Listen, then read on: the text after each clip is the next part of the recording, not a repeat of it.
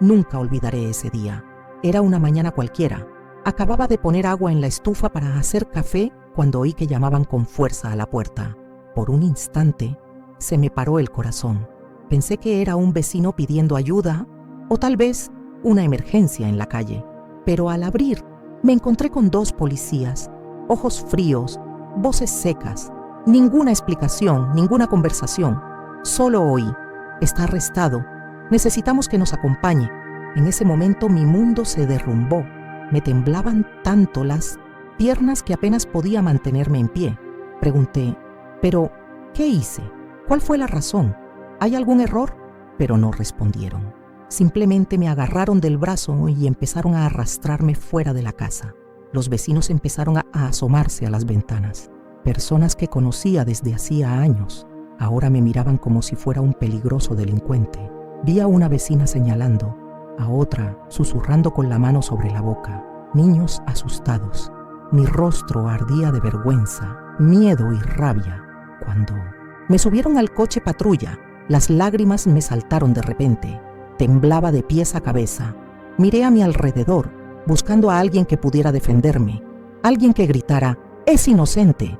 Pero no había nadie. Solo el sonido de la sirena y la mirada fija de los policías en el retrovisor. De camino a la comisaría, cada segundo me parecía una eternidad. Intenté recordarlo todo, cualquier cosa que pudiera justificarlo. ¿Era una multa sin pagar? ¿Un error en mis documentos? Pero cuanto más pensaba, más pánico me invadía. Cuando llegué allí, me metieron en una habitación fría y luego directamente en una celda temporal. Pasaron las horas y nadie me explicaba nada. Intenté controlar mi desesperación, pero fue imposible. Cada vez que pasaba un policía preguntaba: por el amor de Dios, dígame, ¿por qué estoy aquí? Y fue solo cuando ya era de noche, con la cabeza apoyada en la fría pared, que oí por primera vez a alguien susurrar el motivo de mi arresto. Y lo que dijeron fue como una puñalada en el pecho. Se le acusa de participar en un delito de homicidio cometido por un hombre con el que mantuvo una relación anterior. Se me heló la sangre. Las lágrimas que intentaba contener simplemente brotaron. Pero lo peor estaba por venir, porque en ese momento aún no tenía idea de que mi exnovio, el verdadero culpable, ya estaba planeando desaparecer de mi vida, de una manera que nunca podría imaginar. Antes de contarte esta historia, necesito que entiendas algo. Nadie está libre de vivir una pesadilla, incluso cuando todo parece tranquilo, seguro y predecible. Aquí en este canal damos voz a historias reales que podrían pasarle a cualquiera, historias que nos recuerdan cuánto puede cambiar la vida en segundos. Si alguna vez has sentido que nadie te creería, si alguna vez te has enfrentado a juicios injustos o si llevas heridas que nadie ve, entonces este es tu espacio.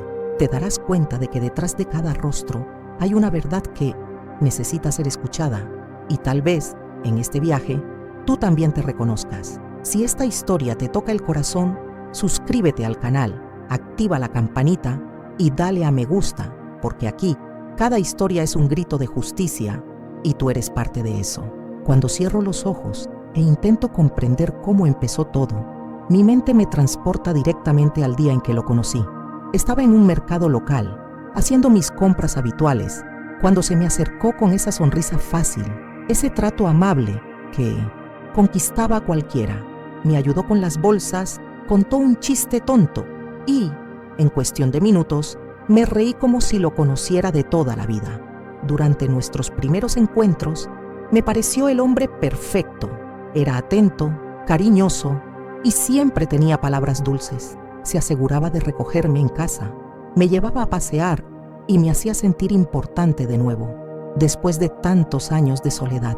Y como mujer que había dedicado toda su vida a cuidar de los demás, ansiaba atención. Pero con el paso de los meses, algunas cosas empezaron a molestarme. Evitaba hablar del pasado.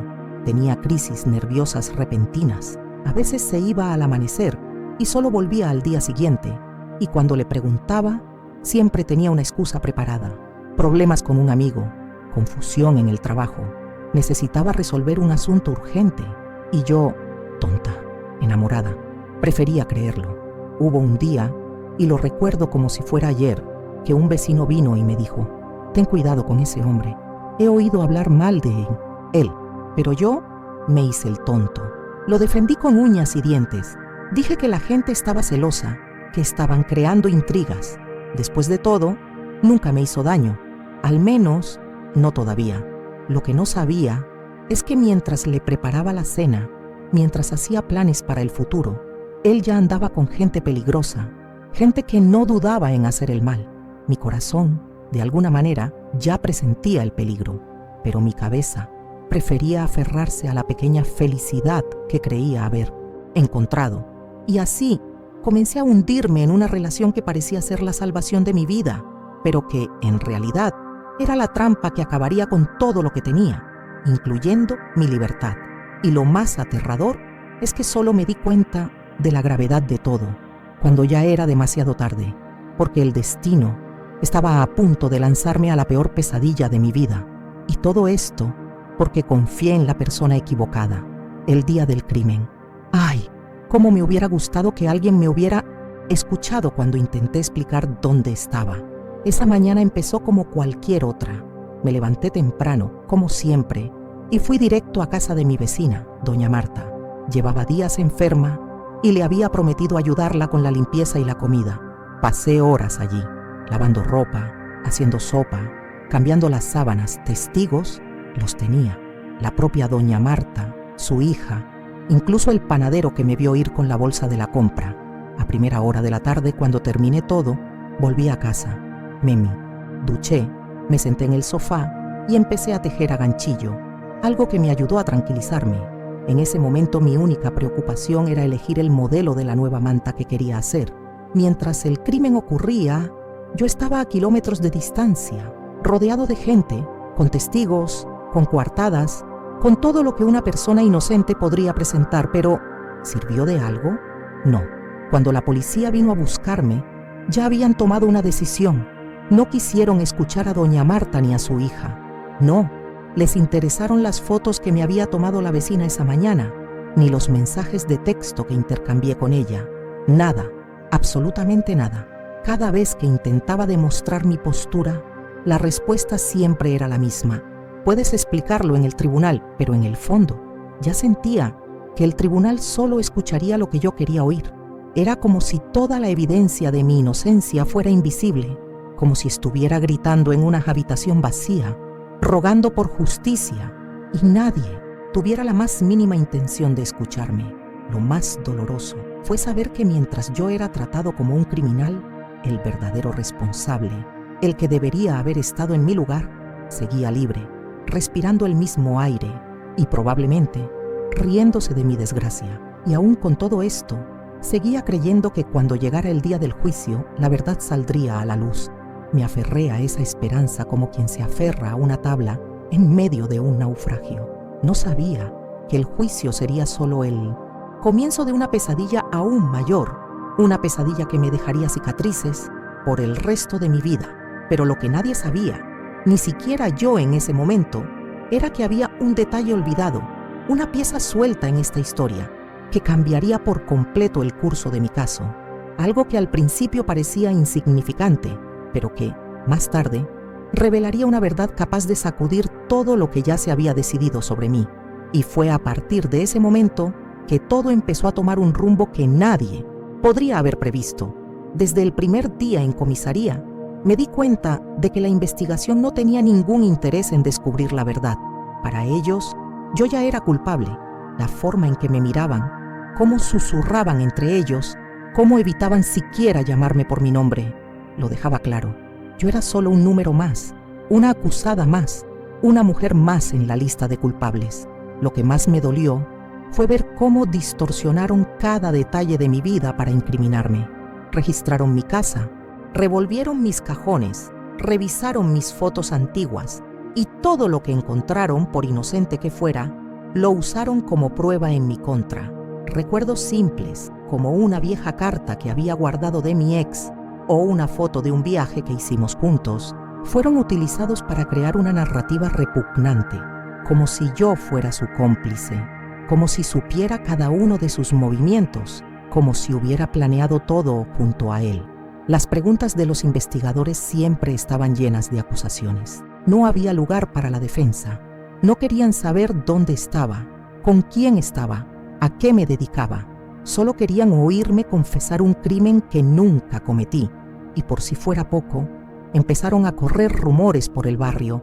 Quienes antes me saludaban en la calle, ahora cruzaban la acera para evitar pasar. Otros se empeñaban en mirarme directamente a los ojos, con esa mirada crítica, como si pudieran ver en mí una culpa que nunca existió. Las redes sociales, entonces, se convirtieron en un campo de batalla. Mis fotos se compartían. La gente comentaba cosas absurdas. Me llamaban asesina, mujer fría, cómplice de un criminal. Cada nuevo mensaje era como una puñalada en el pecho. Y la policía, en lugar de investigar al verdadero culpable, se alimentó de estos rumores.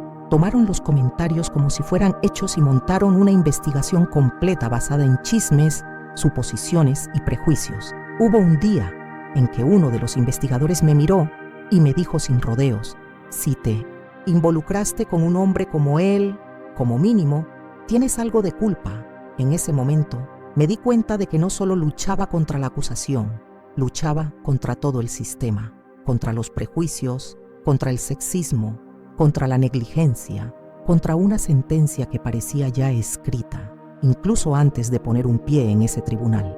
Y lo más repugnante es que todo esto era solo el comienzo, porque el día del juicio, el día que decidiría el resto de mi vida, estaba llegando, y lo que pasó allí fue aún más cruel de lo que podría haber imaginado.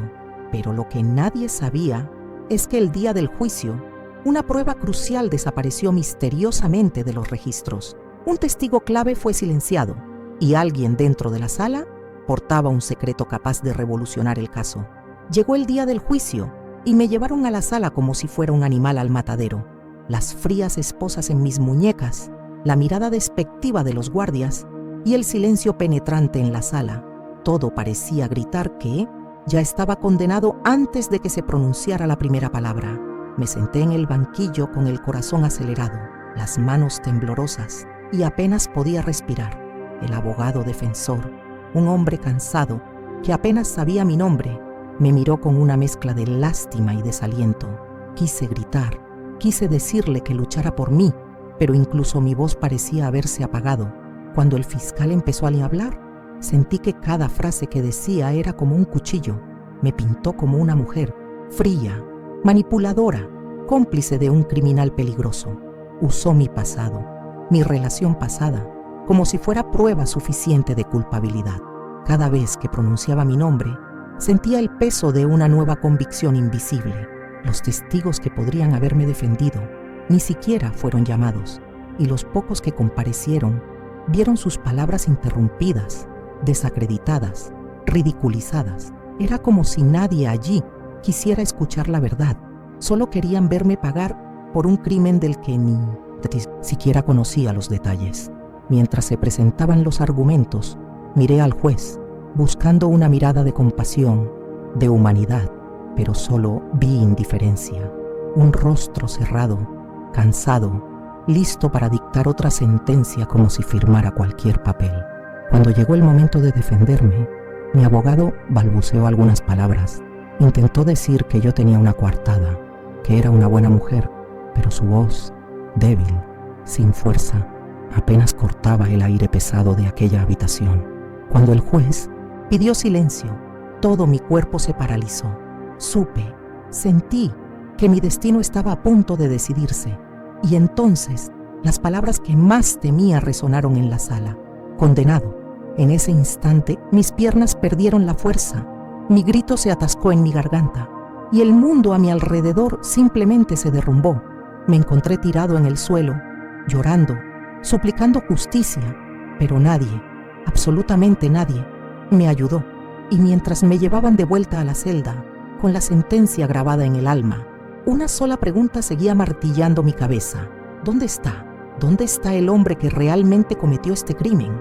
Lo que no sabía yo, que en ese mismo momento, mientras me arrastraban como a una criminal, él, el verdadero culpable, ya estaba poniendo en práctica el plan más cobarde de su vida, un plan que me dejaría sola, durante años, pero lo que nadie en esa sala imaginaba es que, mientras me condenaban a la vista de todos, el verdadero culpable ya actuaba en la sombra. Un plan, meticuloso, frío y calculado, que incluía no solo su desaparición, sino una traición silenciosa que dejaría profundas cicatrices. Y lo más aterrador es que todo ya se estaba ejecutando ante la mirada de la justicia. Los días posteriores al juicio fueron los más largos de mi vida. Ya estaba en prisión, tratando de comprender cómo había llegado a ese punto, cuando una noticia me impactó como una bomba.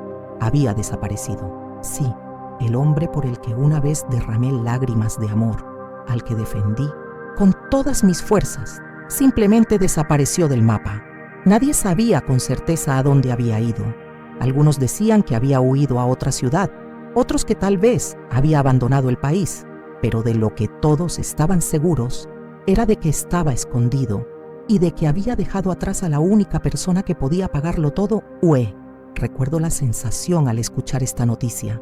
Fue como si se hubiera abierto un agujero bajo mis pies. Me preguntaba, ¿cómo podía alguien ser tan frío? ¿Cómo podía darme la espalda después de todo lo que habíamos pasado? No podía entenderlo. Y, sinceramente, hasta el día de hoy, creo que nunca lo entenderé. Lo más repugnante es que incluso con su fuga, la policía no actuó como debía. Dijeron que lo estaban buscando, pero yo sabía, en el fondo, a que nadie lo perseguía. Era más fácil dejarlo todo como estaba, dejarme arrestada, mantener el caso resuelto y seguir adelante. Los pocos amigos que aún me quedaban intentaron buscar información, preguntaron por el barrio, contactaron a conocidos, pero las respuestas siempre eran las mismas: silencio, puertas cerradas, miedo o indiferencia total. Cada noche en la celda me acostaba con el mismo pensamiento: ¿dónde está ahora? Vive libremente, duerme en una cama calentita, come lo que quiere, mientras yo me pudro por dentro. La angustia era sofocante. Me sentí traicionada, engañada, utilizada, como si toda mi historia con él hubiera sido solo una trampa que no vi a tiempo. Y lo más cruel fue darme cuenta de que cuanto más tiempo pasaba, menos posibilidades tenía de demostrar mi inocencia, porque mientras él seguía desaparecido, yo seguía atrapada, cargando sola el peso de un crimen que nunca fue mío. Pero lo que no sabía es que esos años de abandono, soledad y sufrimiento serían solo el comienzo de una lucha mucho más grande, una lucha por mi propia supervivencia. Los primeros días en prisión fueron un shock: las paredes frías, el olor a humedad, los gritos constantes, los portazos, la gente llorando, otros peleando, y allí estaba yo, sentado en un rincón, intentando comprender cómo mi vida se había convertido en una pesadilla. La celda era pequeña, compartida con otras 3 mujeres. Cada una tenía una historia tan triste como la mía, pero con una diferencia: la mayoría había hecho algo para estar en ese lugar, y yo me sentía como una extranjera, una intrusa, atrapada en un mundo de dolor al que nunca elegí entrar. Las noches eran las peores.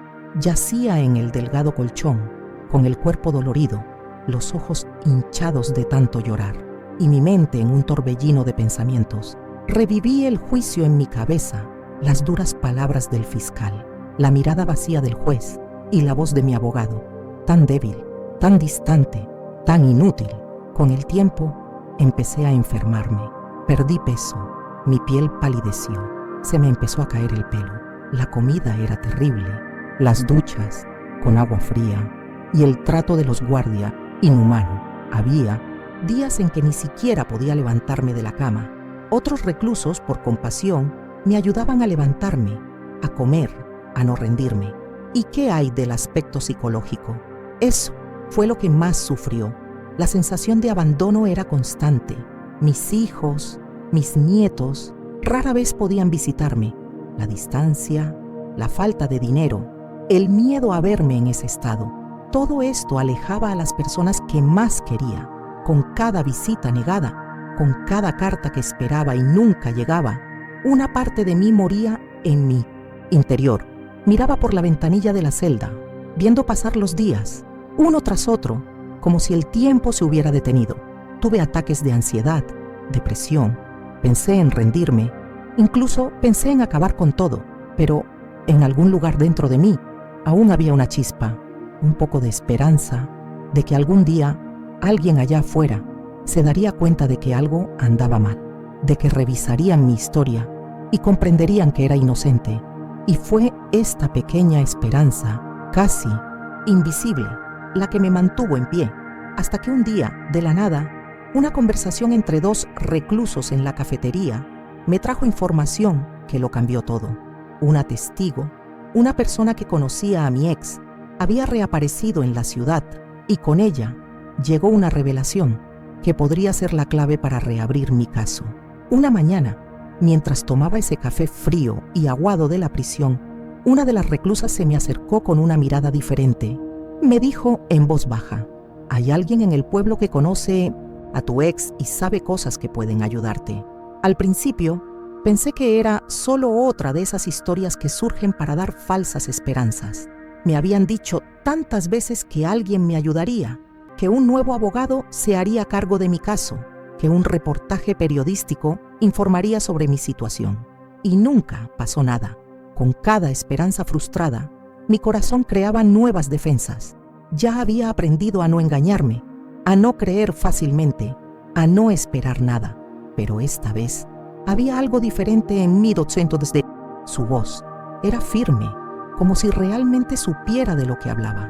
Y había algo más, una especie de empatía en sus ojos que no había visto en ese lugar en mucho tiempo. Ese mismo día, mi abogado fue a la cárcel a visitarme, y cuando entró en la habitación, noté que estaba agitado, como si acabara de recibir una noticia urgente. Apenas se había sentado y empezó a decir: «Apareció un testigo, una persona que conocía a tu ex y que escuchó de su boca la confesión del crimen».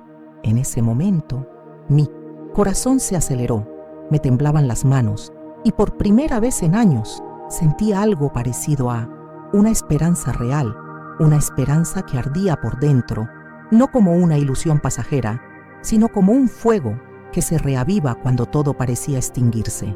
Me explicó que el testigo era un viejo amigo de mi ex, alguien que, durante una conversación en un bar, lo escuchó contar con detalle cómo había cometido el crimen y cómo había escapado, dejándolo todo atrás, incluyéndome a mí. Lo más aterrador fue la frialdad con la que mi ex hablaba de todo. Según el testigo, se rió mientras me contaba cómo había engañado a la policía, cómo había echado todas las sospechas sobre mí, como si estuviera orgulloso de su propia cobardía. Dijo que yo lo soportaría en su lugar, porque era demasiado débil para defenderme, pero lo suficientemente fuerte para soportarlo en silencio. Eso me destrozó por dentro, no solo por la injusticia, sino por la malicia calculada. Sabía exactamente lo que hacía. El abogado dijo que estaban intentando localizar a esta persona, traerla a declarar, y que con eso tendríamos la oportunidad de solicitar la reapertura del caso, pero también me advirtió que el proceso sería lento, lleno de obstáculos, y que incluso con esta nueva información, el sistema judicial era severo y a menudo injusto.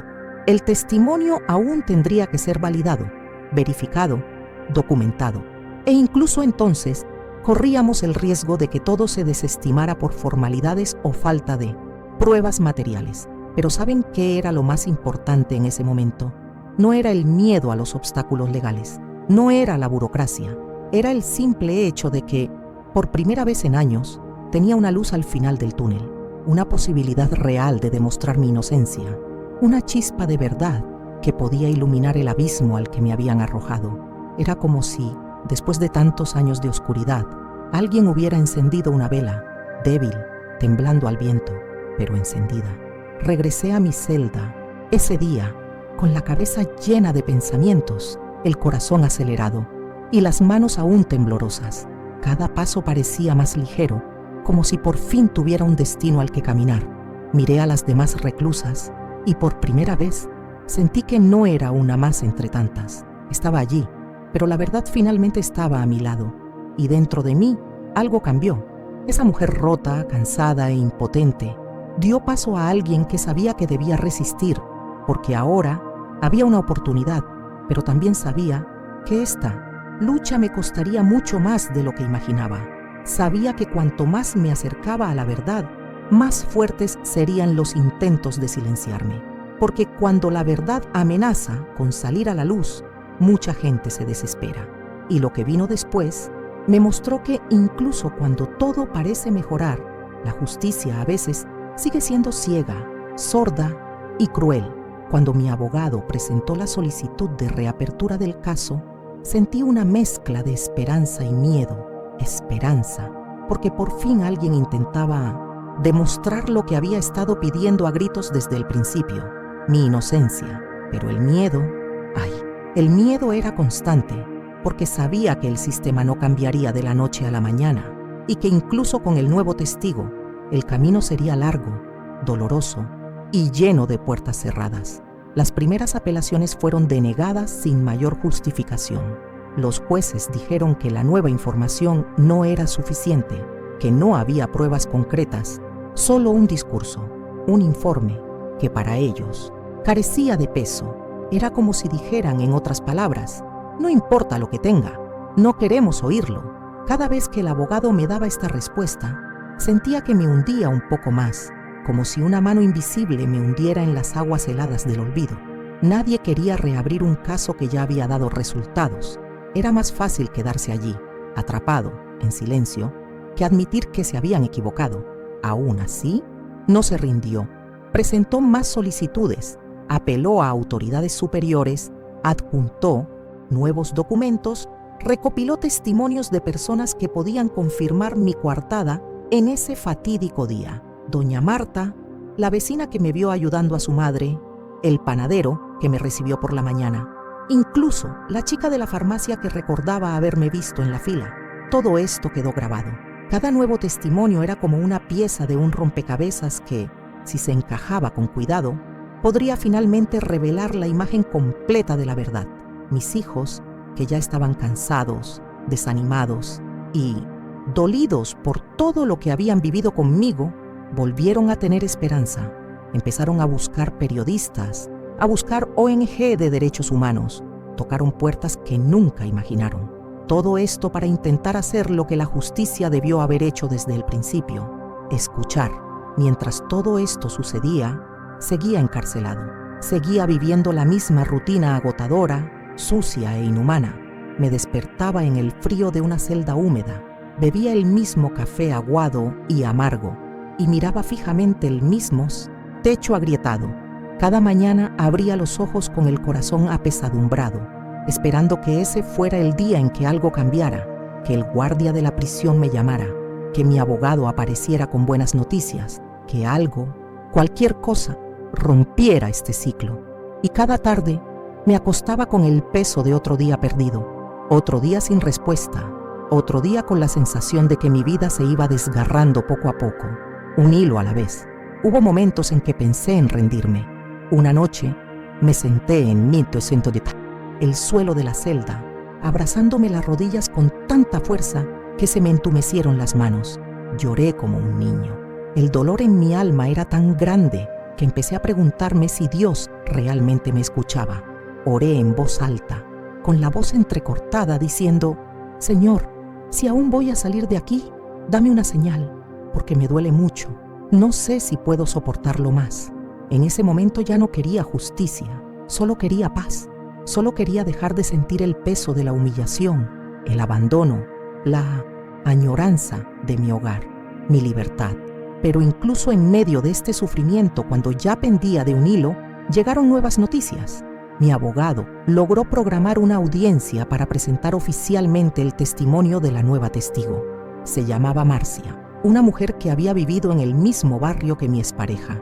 Reveló que, el día del crimen, vio al verdadero culpable salir apresuradamente de la zona donde ocurrió todo. Dio detalles sobre su ropa, la hora e incluso el coche en el que viajaba. Y lo que es más, dijo que, por miedo, nunca tuvo el valor de hablar, hasta que descubrió que yo estaba pagando por lo que hizo. Eso, para mí, fue como un soplo de vida. Por primera vez en meses, sentí que tal vez había una luz al final de ese túnel oscuro y cruel. La noche anterior a la audiencia, apenas pude dormir. La ansiedad me carcomía. Los recuerdos del día del juicio me inundaron. Recordé el silencio penetrante de la sala, la mirada del juez, las palabras del fiscal. Recordé el momento exacto en que me declararon condenado y sentí que mi mundo se derrumbaba. Pero esta vez algo era diferente. Sabía que no estaba solo. Sabía que había gente ahí fuera luchando por mí. Y en lo más profundo de mi pecho, una emoción brotó de mi interior. Casi había olvidado cómo se sentía. Esperanza. Me llevaron al juzgado esposada como siempre, pero esta vez caminé con la frente en alto. Había dolor, por supuesto. Había marcas en todo mi cuerpo y alma, pero también había dignidad. Había valentía. En la entrada del juzgado vi a 2 de mis hijos esperándome. Me saludaron discretamente con los ojos enrojecidos. Ese solo gesto me dio fuerzas. Entré en la sala como si supiera que no tenía nada que perder, solo la verdad que defender. La audiencia fue tensa. El juez, el mismo que me había condenado previamente, parecía incómodo con la reapertura del caso. El fiscal intentó desacreditar a la nueva testigo con cada frase. Dijo que era alguien influenciado por los medios, que solo buscaba presumir. Pero Marcia se mantuvo firme. Habló con claridad, con detalle, con la voz entrecortada por la culpa por haber permanecido en silencio durante tanto tiempo. Y cuando terminó su testimonio, la sala quedó en silencio. En ese momento, algo cambió. No fue un giro inesperado, no fue una liberación inmediata, pero había algo diferente en el aire, como si alguien finalmente hubiera abierto una grieta en ese muro de injusticia. El juez no dictó sentencia ese día. Dijo que analizaría cuidadosamente los nuevos elementos, pero sentí que el curso de mi historia finalmente comenzaba a cambiar. Y fue allí, al salir de la audiencia, todavía esposado, pero con la frente en alto, que comprendí. La lucha estaba lejos de terminar, pero por primera vez no me sentí solo. Por primera vez vi una mano extendida en medio del caos, y esa mano fue lo que mantuvo mi corazón latiendo en los días venideros, porque en medio de la oscuridad, un nuevo capítulo estaba a punto de comenzar. Llegó el día de la audiencia, y por primera vez en años me llevaron al tribunal sin esposas. Parecía una señal, pequeña, pero suficiente para reavivar mi esperanza.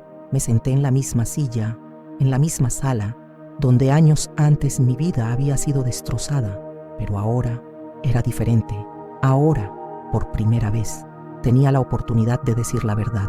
Llamaron al nuevo testigo, un hombre sencillo, con aspecto nervioso, pero decidido. Cuando empezó a contar, palabra por palabra, todo lo que le había dicho mi exnovio, se me aceleró el corazón. Describió detalles, situaciones, conversaciones, cosas que solo el verdadero culpable podía saber. Cada frase que decía parecía quitarme un peso de encima. Mientras hablaba, observé los rostros de los abogados, del juez, de la gente en la sala. Por primera vez, vi miradas de duda, de sorpresa, de conmoción. Y cuando terminó la audiencia, mi abogado se me acercó, con lágrimas en los ojos, y dijo en voz baja: ahora ya no pueden ignorarlo. Los siguientes días los pasé esperando, pero esta vez una espera esperanzadora, hasta que, una mañana, mientras barría el patio de la prisión, una empleada me llamó. Me dijo que mi abogado estaba allí y que necesitaba ir a la oficina de administración. Cuando entré, me miró, respiró profundamente y con una sonrisa emotiva dijo las palabras que había soñado escuchar todos esos años: eres libre, te liberarán hoy. No pude contener las lágrimas, me fallaron las piernas, caí de rodillas, le di gracias a Dios, le di gracias al abogado e incluso agradecí a las paredes de esa habitación por presenciar ese momento. Me llevaron de vuelta a la celda, solo para recoger mis pocas cosas. Los demás presos me abrazaron, algunos lloraron conmigo porque sabían cuánto había sufrido. Al salir, sentí el sol en la cara, el viento en el pelo y respiré hondo, como si fuera la primera vez en mi vida. Afuera, mis hijos me esperaban. Su abrazo fue el momento más hermoso que he vivido. Un reencuentro lleno de lágrimas, de promesas y con un sentimiento que ninguna injusticia ha podido borrar: el amor. Hoy sigo luchando por reconstruir mi vida. Las cicatrices permanecerán, pero mi dignidad, esa, nadie me la arrebatará jamás. Y si tú, que estás viendo ahora, piensas que esta historia fue poderosa, espérate a escuchar la siguiente historia aquí en el canal, de otra abuela que pasó por una injusticia aún más absurda. Haz clic en el video a continuación y ven a emocionarte de nuevo con nosotros